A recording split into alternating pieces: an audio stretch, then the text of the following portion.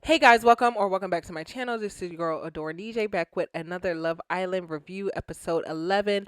Let's just get into this episode because it is quite juicy.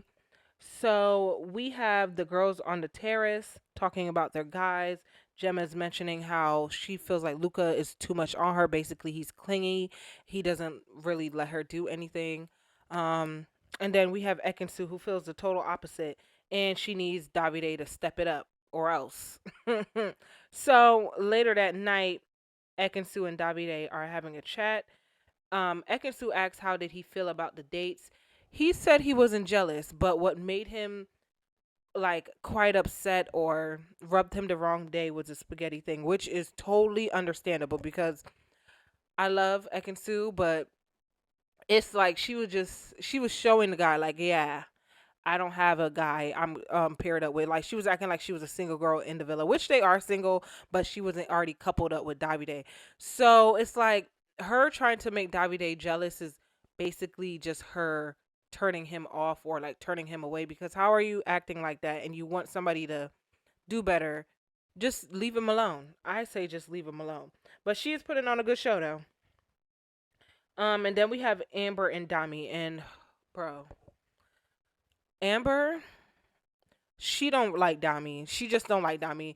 And I wish like she would have just said that from the jump or would have just chased another guy because the way she has my boy out here looking crazy or feeling crazy, she broke his heart. I don't appreciate it at all. She's annoying me.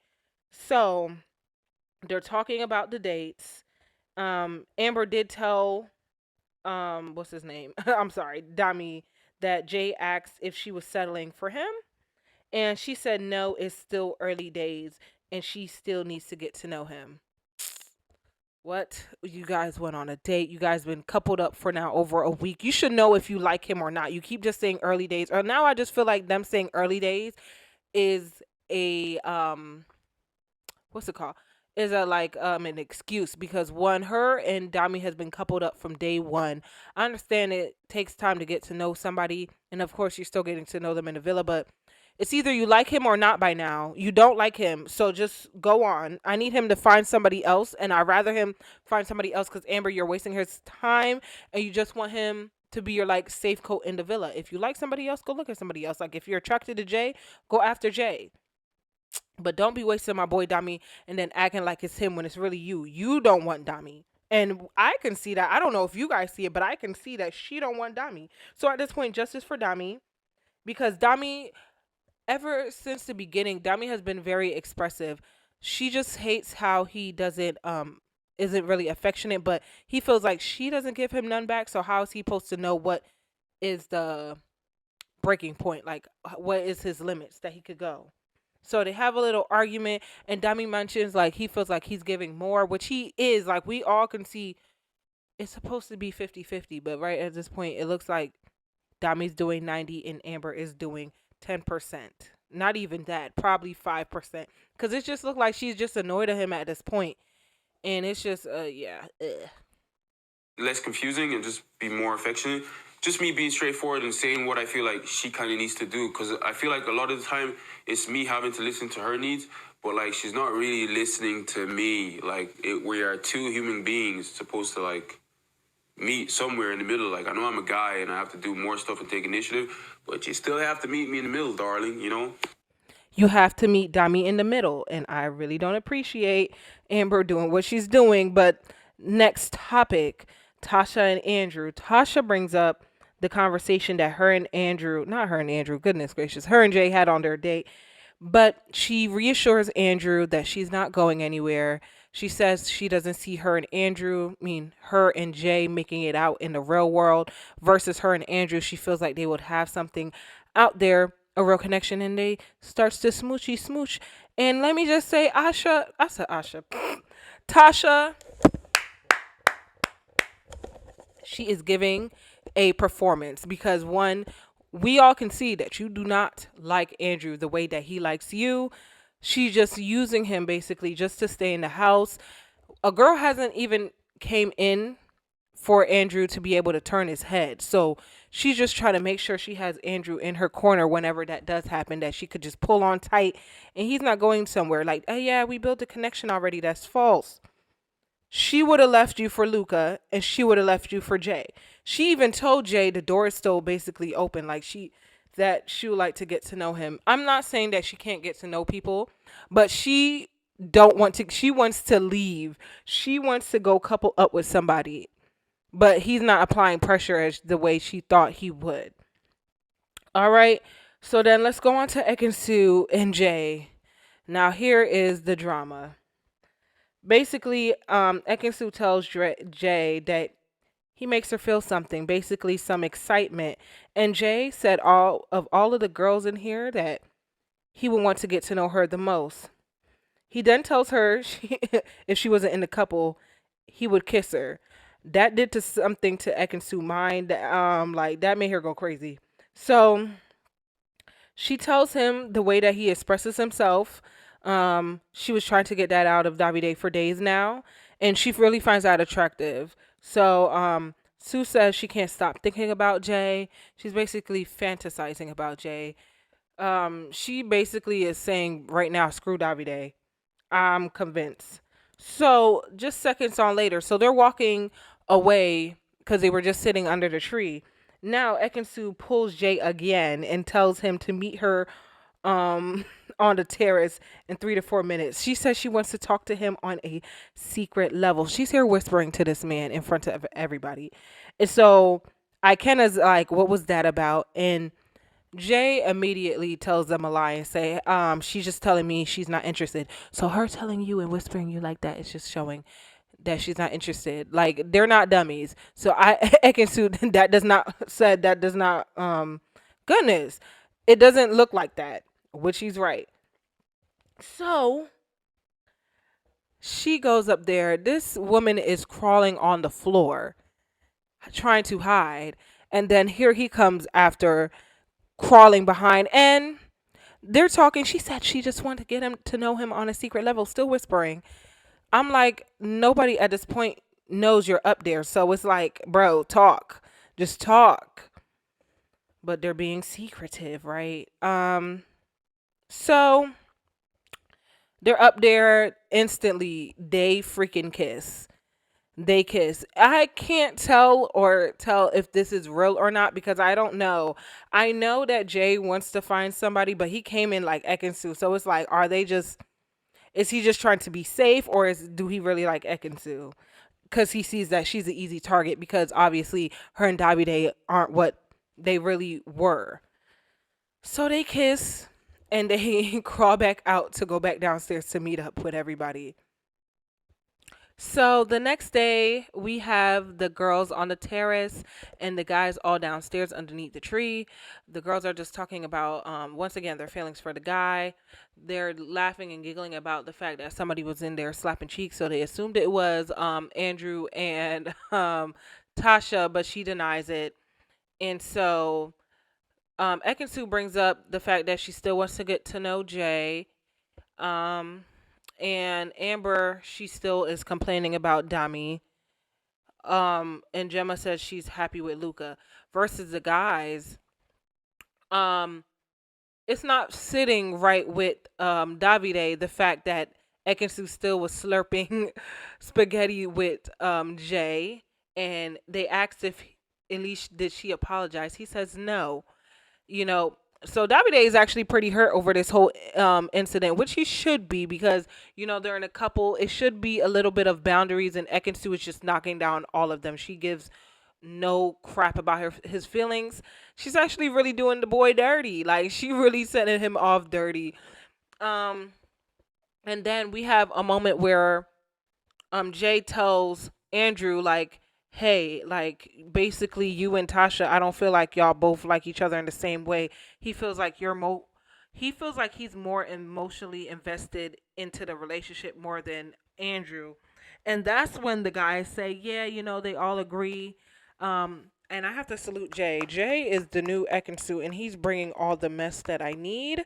But that was absolutely right. I'm glad that he opened up his eyes to that, or maybe Andrew knows, And he honestly, he also mentioned that he hasn't had a girl come in the villa that made his head turn. So we'll wait and see, because maybe Andrew's just playing along and he knows, and he'll dump her the first chance he get when he finds his real connection. Because I don't see Andrew and Tasha making it at all. Like, if Casa Amor comes, they'll be ripped apart. Ripped apart. So, Andrew has told Tasha what Jay has told him, and she's not happy about it at all. But all you can do is just blame yourself, Tasha, because one minute you're all about Andrew, but then you show a new guy, hey, I'm willing to get to know you. It's gonna take a lot for your head to turn, but that's really like she's smiling and giggling about that. Like, no, girl, you want Jay, and if Jay ain't messed that up, you would have went for him totally head on. um, and poor Andrew, he's like, well, people have their opinions. No, Jay. The next new bombshell that comes in here needs to go 100% after either Andrew or Dami. I was gonna say Danny. Oh my God, Dami. We need justice for both, because both of these girls don't know what the heck they want. Well, they just know they don't want them, and they're playing around with them. But I'm gonna need Tasha to stop playing with Andrew's head, and I'm gonna need Amber to stop playing with my boy Dami. So justice for both. Now we have Gemma and Luca talking, and basically Gemma tells Luca how she's been feeling for the past few days, and Luca's a straight savage for this. While we married off, because two boys are coming and not giving you attention, assuming that you think they've seen we're strong and for nah. Luca is 100% correct, because Gemma is so used to it being the Gemma show. A guy always come in and he wants to get to know her, and the new guys have not said one word to her. Thank the Lord, and hopefully they don't, and they just want to keep it at a friendship level. Because if one of these guys say, hey, they want to get to know Gemma on a different level, I'm gonna just look at them weird. The 22-year-old, not so much, but especially to 27-year-old, like, dude, nah, no, no, no, no, no, no, no, no, no. It's good how it is. Gemma is just being self-centered. She wants some attention, and she's getting it from Luca, but she's getting the ick because basically he's showing her too much. Like, girl, what do you want? Do you want Luca or not? So now you have Dami and Remy having a quick conversations by the pool. They're just flirting, getting to know each other. But soon as Ikenna sees that, he comes in and sweep up his wife and take her to the corner and make sure they are good. He's rubbing his hands on her thighs, reassuring her. It was kind of cute. It was cute. He says he does good under pressure, and I see him applying a little bit of pressure. I wish I would see them being more a little bit affectionate, but I don't know if it's India holding back now, because Ikenna is trying a little bit, just not enough for me. But he's trying. He sees that Remy wants his girl, and so then you have Remy attempting to talk to Amber now. So he's talking to Amber. She's asking him who has he talked to so far. And then you see um Dami walking down the steps coming to see them. Like, he's just pacing back and forth while they're talking. And it was a bit weird, the fact that Amber didn't stop and just see what did he want. So they continue to talk. Dami's waiting, literally waiting right in front of them. This was just a total awkward and funny moment. He's just kneeling now on the couch that they're talking on.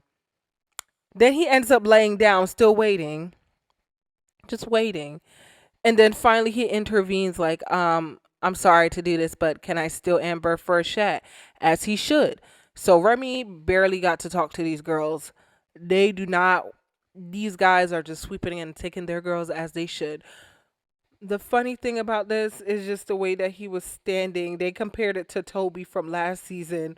But anyways, you can see that Amber's quite annoyed with Dami, and I honestly don't understand what happened between the last two episodes and this episode, that's just she's so annoyed with him. She says she's getting that he's pushing her away, and I don't understand. It's like she's just finding him to blame for everything. It's she doesn't want to be in a relationship. Okay, cool. Just tell him how you feel instead of just blaming Dami. It's just Dami and Dami. He's basically giving her the ick. And Dami just keeps apologizing. King, please stop apologizing. You deserve better. I'm rooting for you. I hope a new girl comes in. And the next bombshell they said want to go on date. Please vote for Dami and Andrew. Vote for Dami and Andrew, please. This is not it. Because the way this girl is here treating him, it ain't good at all. So now we have Tasha and Jay having a conversation about her and Andrew. Jay simply tells Tasha that he was just stating his observation, which we all can agree with, that Tasha does not like Andrew the way that he likes her. That's simple to see. He even came in and see. No surprise. And then later on that night, we have Davide. Davide is really, really hurt. Ekin-Su really did Davide dirty. Like, I used to want Davide right out the house, but like the way that Ekin-Su and Jay have carried the situation, very immature, and I don't like it because it could backfire really quickly, easily into her face. Because now you're burning a bridge with Davide, and now you're trying to build something with Jay, but like soon as the next girl come in, what if Jay wants her and find her way more attractive and has a better connection with her? What's gonna happen to you? You just messed over Davide in the worst way. It's like you were sneaking behind his back, and you guys could have just been two grown adults. You guys are basically all the same age. 20, I think. Yeah, she's 28. She's the oldest in the house. Could have just simply say, "Hey, I really like Jay. I want to start talking to him more. I want to see if we have a connection there, instead of we're gonna go and sneak around and do this." So I absolutely don't agree on how Ekin-Su is moving. It's entertaining, but at the same time, this is real people feelings at the end of the day. And when he goes back and see that he's gonna be hurt, and you can tell he's hurt. He's telling Jay on the couch around the fire pit, like, just 2 3 days ago we were fine, we were building, we are getting closer. That's what Davide says. And just all of a sudden, just like that, it's different. It's a different her. And Jay's just like, oh, okay. Like, he doesn't care. But the same thing could happen to you. The way you, how is you get them? I can't even say it right, bruh. How you get them is how you lose them. So watch your back, Jay. Okay, so now we have Ekin-Su and Jay. Ekin-Su is just giving Jay a look from a distance. And basically, she's giving him a bird call to let's go up on the terrace. They're sneaking their way to their terrace. Not really, because the whole house at this point knows that they're sneaking around and they're trying to make their way to the terrace. So they get up there. Jay tells her the conversation that he had with Davide, and she said basically she's been the one applying the pressure to Davide, and she hasn't been receiving anything back. And I understand, but still, the way they're going about it, very wrong. So they're upstairs, they're kissing everybody downstairs, asking, "Where are they? Where are they?" Davide comes out. He's like, "Where's Ekin-Su?" And then he's just chilling in the fridge. I think he's about to make something. And after they're done making out about 3 damn times, they finally come downstairs, and that's when everything breaks loose. She comes downstairs, he comes downstairs right after her. Or I forgot, it was vice versa, but Davide was fed up, and he has every right to be. They go and they have a little conversation. Basically, he's asking her where she was. And the crazy part is, this girl going to tell him while she just came back from upstairs with the terrace and make her a plate. Ekin-Su, now you know you out of line for that. That's totally wrong. And she's totally gaslighting him this whole time. And it was actually very irritating to watch, because she's just playing the victim, like, "Oh my gosh, no, I'm fed up, I'm done." Like, he literally just asked you, "Hey, where were you?" You say the front door. He knows you was upstairs with Jay. Just be honest about it. You're grown. And I have to say, for once, why was Davide the mature grown one in this conversation? Like, for him to cut you out, he had every right to cut you out. You totally deserve that. You just hurt this man's feelings, embarrassed him, sneaking behind his back instead of telling him straight up what the deal was. Like, he already told Jay that he's not taking anything personal, which he shouldn't, because he said he knows how it feels. But still, you guys both are being super immature. And so I can't wait till tomorrow's episode. They get into an argument. She storms off. Child. Ekin-Su, she's an actor, so she knows how to act. But bro, this right here is not a good look. It's not a good move. So tomorrow we will continue, guys. Make sure you subscribe to the channel. Make sure you give this videos a thumbs up. I said videos. This video a thumb up, and make sure you comment. Let's chat about the episode, and make sure you're back here tomorrow for the next review. Have a good night, guys.